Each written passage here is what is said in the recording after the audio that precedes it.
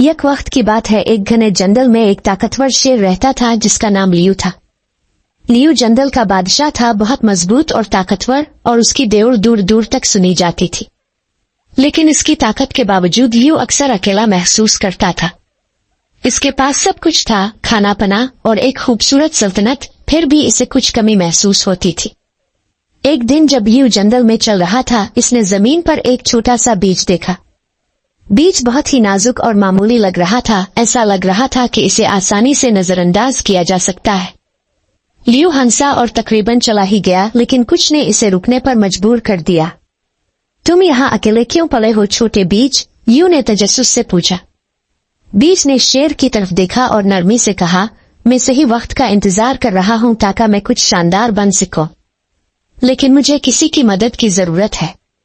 Liu ने हंसते हुए कहा, इतना छोटा बीज कुछ बड़ा कैसे बन सकता है? मैं जंगल का बादशाह हूँ और मैं भी ऐसा कुछ नहीं उगा सकता।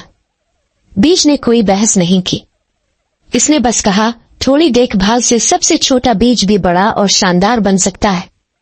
बीज की खुद एतमादी देखकर लियू ने इसकी मदद करने का फैसला किया।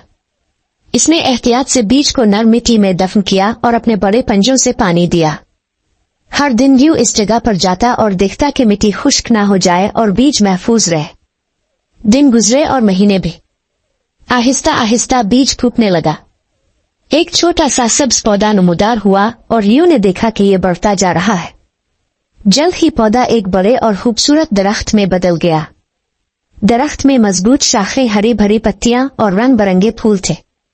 परिंदे इसकी शाखों में घोंसला बनाने लगे और जानवर उसकी छांव में आराम करने लगे। एक वक्त का छोटा सा बीज अब जंगल का सबसे खूबसूरत दरख्त बन गया था, जिसे सब लोग पसंद करते थे। लियू ने दरख्त को फख्र से देखा। इसने समझा कि अजमत सिर्फ ताकत कुव्वत से नहीं आती, ये देखभाल, सब्र और मेहरबानी से भी आती है। अब लियू अकेला नहीं था। इसे दरख्त के साथ एक दोस्त मिल गया और उसने जंगल के दूसरे छोटे पौधों की भी मदद करना शुरू कर दी। कहानी की तालीम, अजमत सिर्फ ताकत से नहीं आती बल्कि देखभाल, सब्र और मेहरबानी से भी आती है। सबसे छोटे काम भी थोड़ी मदद से कुछ शानदार बन सकते हैं।